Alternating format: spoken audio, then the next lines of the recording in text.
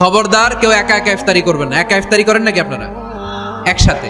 আল্লাহর হাবিব সাল্লাল্লাহু আলাইহি ওয়াসাল্লাম বললেন, কেউ যদি কাউকে ইফতারি খাওয়ায়, যিনি খাওয়ালো উনি রোজা রেখে যেই সওয়াব, খাওয়ানোর কারণে ওই সওয়াব। সাহাবারা বললেন, ইয়া রাসূলুল্লাহ, ইফতারি খাওয়ানোর মতো পয়সা তো আমাদের নাই। আল্লাহর হাবিব সাল্লাল্লাহু আলাইহি ওয়াসাল্লাম বললেন, ওয়ালাউ বি শারবাতিমা, যদি এক ঢোক পানি দিয়েও ইফতারি খাওয়া তবেও এই সওয়াব পাওয়া যাবে। ওয়ালাউ বি আযকা চিলাবান, এক ঢোক দুধ দিয়ে খাওয়ালো। ওয়ালাউ বি তামরা, একটা খেজুর দিয়ে ইফতারি করালো এই সওয়াব। সুবহানাল্লাহ পড়েন। দুই ভাই ইফতারি করতে বসছেন, আপনার প্লেট থেকে একটা পেঁয়াজু আপনার ভাইয়ের প্লেটে দিলেন, আপনার ভাই একটা খেজুর আপনার প্লেটে দিল, দুইজনের ইফতারি খাওয়ানোর সওয়াব হয়ে গেছে। সুবহানাল্লাহ কইতে পারলেন না? পারবেন সবাই? একসাথে খাবেন না আলাদা? আল্লাহর হাবিব সাল্লাল্লাহু আলাইহি ওয়াসাল্লাম খেতে বসলে কখনো খাবারের বদনাম করতেন না। সহিহ বুখারীর হাদিস, মা আবা রাসূলুল্লাহ সাল্লাল্লাহু আলাইহি ওয়াসাল্লাম তুআমান কত্তু, কখনো খাবারের বদনাম করেন নাই। এই 63 বছরের জীবনে কখনো না, একবারও না। ইনিশতাহাহু আকালাহু, ভাল লাগলে খাইতেন, বেশি বেশি খাইতেন।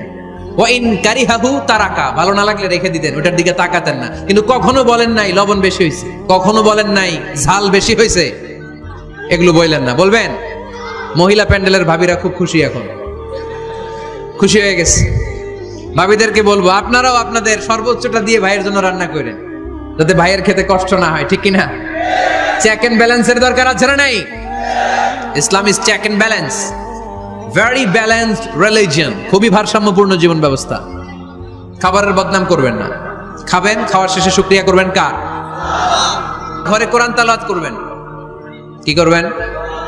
করেন, আপনারা করেন? হ্যাঁ, ঘরে কোরআন তেলাওয়াত করেন প্রতিদিন।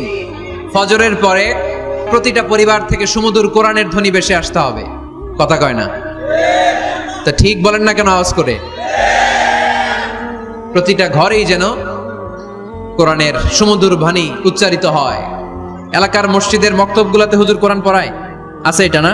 আমরা ছোটবেলা কিন্তু যাইতাম, আমি যাইতাম শাহী জামি মসজিদে, ওইখানে যে আমি কোরআন শিখছি। তো মসজিদগুলোতে আপনারা এই মক্তবের সিস্টেমটা চালু রাখবেন, প্রতিদিন সকালে কোরআন পড়বেন।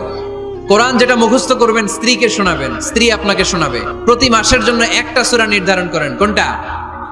একটা। এক মাসে একটা ছোট্ট সূরা মুখস্থ করা যাবে না? ধরেন সূরাতুত তিন, ওয়াত-তিনি ওয়াজ-জাইতুন, এটা এক মাসে মুখস্থ করা যাবে না? যাবে। আজকে রাতেই আপনাদের ফ্যামিলি মিটিং এটা সিদ্ধান্ত নেবেন যে এই মাসের জন্য সবাই মিলে কোন সূরাটা পড়বেন। মুখস্থ করতে হবে, অর্থও জানতে হবে। প্রতি মাসে কয় সূরা? তাহলে এক বছরে কয় সূরা? 12টা। পারা যাবে মুসলমান?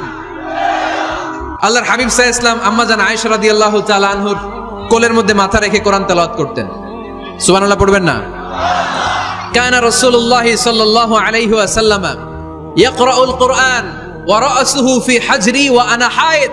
আম্মা জান আয়েশা বলেন, আমার যখন মাসিক চলতো, আমার মেনস্ট্রুয়েশনাল পিরিয়ড চলাকালীন সময়ে আল্লাহর নবী আমার কোলে মাথা রেখে রেখে কোরআন তেলাওয়াত করে আমারে শোনাতে। এইজন্য স্ত্রীর কোলে মাথা রেখে কোরআন তেলাওয়াত করা সুন্নাত। স্ত্রীর কোলে মাথা রেখে কোরআন তেলাওয়াত করা, স্ত্রীর কোলে মাথা রেখে কোরআন তেলাওয়াত করুন, এটা সুন্নাহ। ঘরে কোরআন তেলাওয়াত করুন। জিন, ভূত, ব্ল্যাক ম্যাজিক, জাদু টোনা, বানমারা সবগুলারে নিঃশেষ করে দিবে কে? ঘরে মাঝে মাঝে একসাথে জামাতে নামাজ পড়বেন। শুনতেছেন? আমার কথা শুনতে পাচ্ছেন? The family that prays together stays together, যে ফ্যামিলিগুলো একসাথে নামাজ পড়ে এই ফ্যামিলিগুলো একসাথে টিকে থাকে আজীবন। সুবহানাল্লাহ নাই?